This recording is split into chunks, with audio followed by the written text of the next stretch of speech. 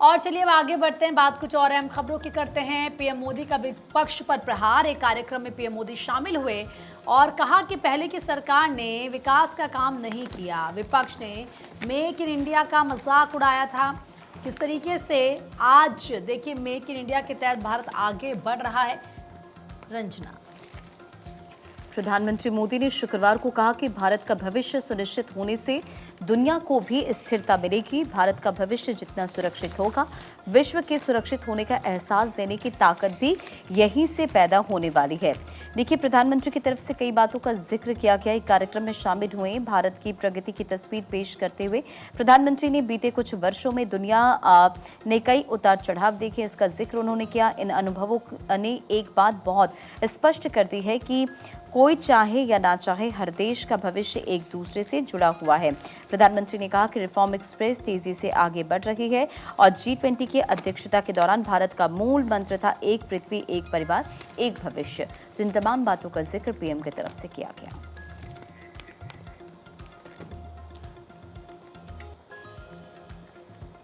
UP में 52 नेताओं को मिली bullet proof jacket. Akhilesh Yadav, Mayawati समेत कई बड़े नेताओं को ये सुरक्षा कवच दिया गया है। सीएम योगी, अखिलेश यादव और मायावती समेत कई बड़े नाम सुरक्षा सूची में हैं। प्रदेश सरकार के 11 मंत्री भी बुलेट प्रूफ जैकेट पाने वालों में शामिल हैं, जिसमें संजय निषाद, नंद गोपाल गुप्ता नंदी, ओम प्रकाश राजभर और अपर्णा यादव को जैकेट दिया गया है। स्वतंत्र देव सिंह, जयवीर सिंह और महेंद्र सिंह, संजय निषाद समेत कई नेताओं को सुरक्षा कवच दिया गया है। सुरक्षा मुख्यालय ने करीब 10 लाख रुपए प्रति जैकेट की दर से ये बताई गई है। सूत्र बता रहे हैं 2027 विधानसभा चुनाव से पहले सुरक्षा व्यवस्था में ये बड़ा बदलाव किया गया है। पहले चरण में 8 और दूसरे चरण में 44 नेताओं को दी गई है जैकेट। तो यूपी में 98 नेताओं और महत्वपूर्ण व्यक्तियों को अलग अलग श्रेणी की सुरक्षा दी गई है।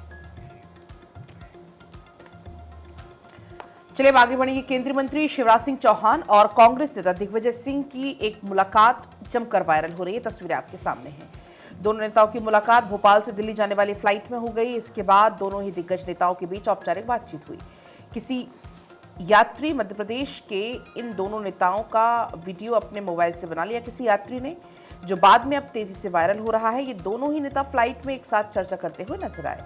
शिवराज सिंह चौहान और दिग्विजय सिंह भोपाल से दिल्ली एक ही फ्लाइट से रवाना हुए थे और उसी दौरान दोनों नेताओं की फ्लाइट में मुलाकात हुई। दोनों नेता की फ्लाइट में एक दूसरे से बात करते हुए वो नजर आ रहे हैं और तस्वीरें आपके सामने हैं जो जमकर वायरल हो रही हैं।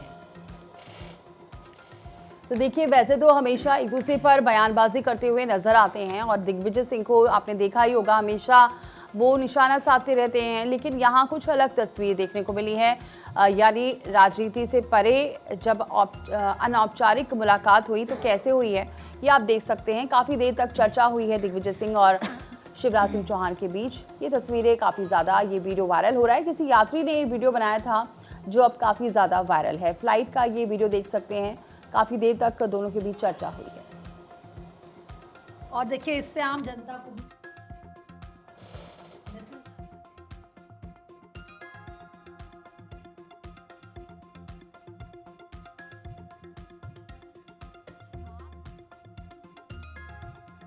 लेकिन मनभेद नहीं होना चाहिए, क्योंकि आप देखिए किस तरीके से जो राजनेता हैं, भले ही वो अलग अलग पार्टी के हैं, एक दूसरे पर निशाना साधते हैं, लेकिन जब वो मिलते हैं तो किस तरीके से मुलाकात करते हैं या जो आपसे रिश्ते हैं वो किस तरीके से होते हैं। बिल्कुल, और ये तस्वीरें सोशल मीडिया पर भी काफ़ी ज़्यादा वायरल हो रही है जब फ्लाइट में दोनों दिग्गज नेताओं की मुलाकात होती है। दरअसल दोनों एक ही फ्लाइट से दिल्ली जा रहे थे।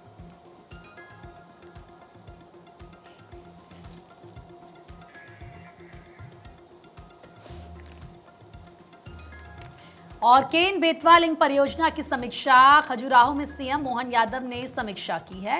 प्रभावित गांवों का दौरा करें अधिकारी, उनकी तरफ से कहा गया विस्थापित परिवारों की समस्याओं का समाधान करें, विस्थापित परिवारों को योजनाओं का पूरा लाभ दें।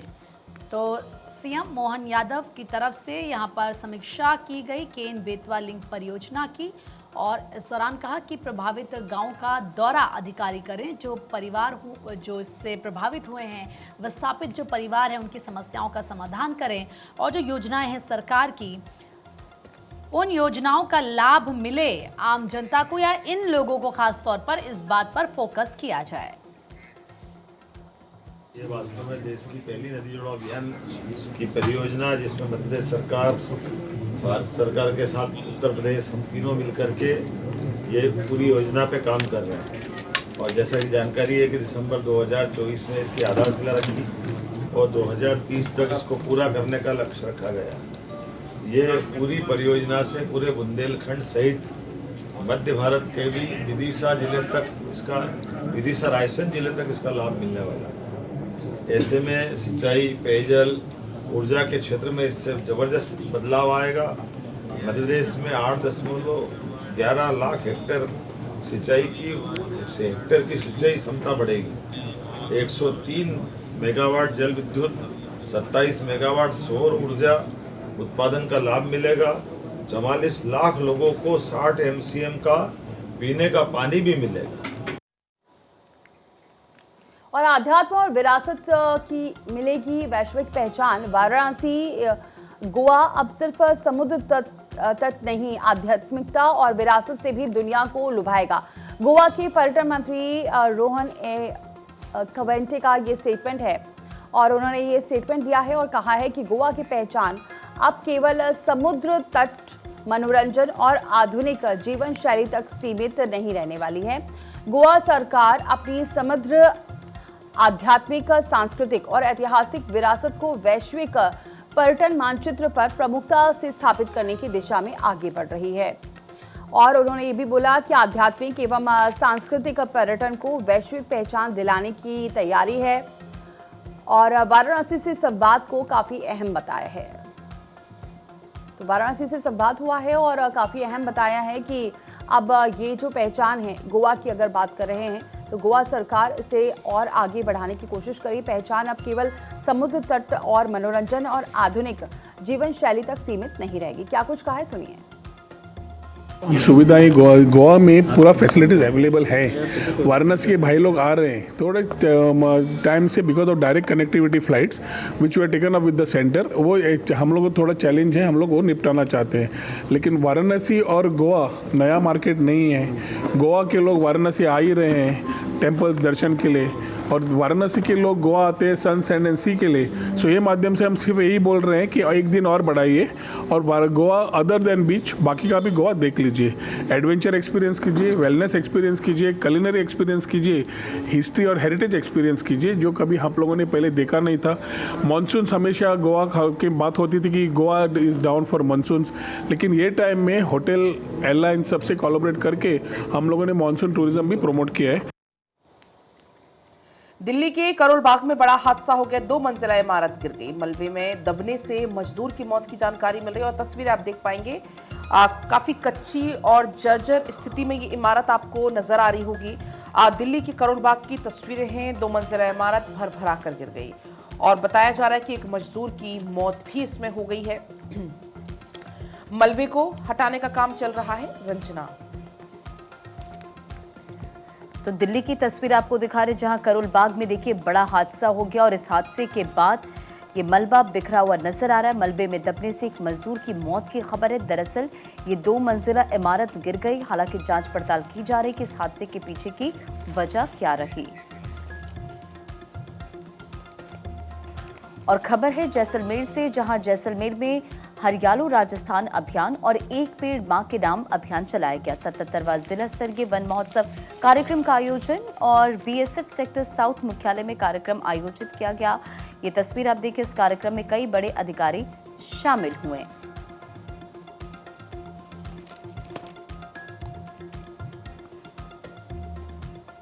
तो एक पेड़ मां के नाम अभियान के तहत तमाम जो लोग थे यहां पर नजर आए।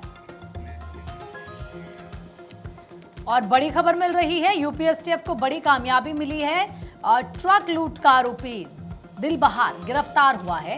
कई जिलों में केस दर्ज है इस पर।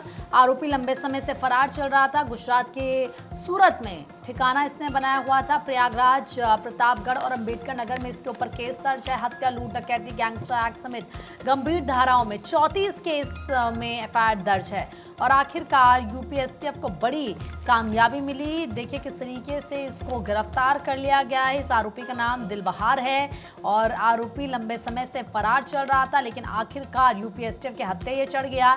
छिपने के लिए गुजरात के सूरत में इसने ठिकाना बनाया हुआ था। गुजरात के सूरत में ये छिपा हुआ था। ट्रक लूट का आरोपी दिलबहार गिरफ्तार हो चुका है और इसके ऊपर कई केस दर्ज थे। हत्या, लूट, गैंगस्टर एक्ट। अब ऐसे में यूपी एसटीएफ को बड़ी कामयाबी हाथ लगी है।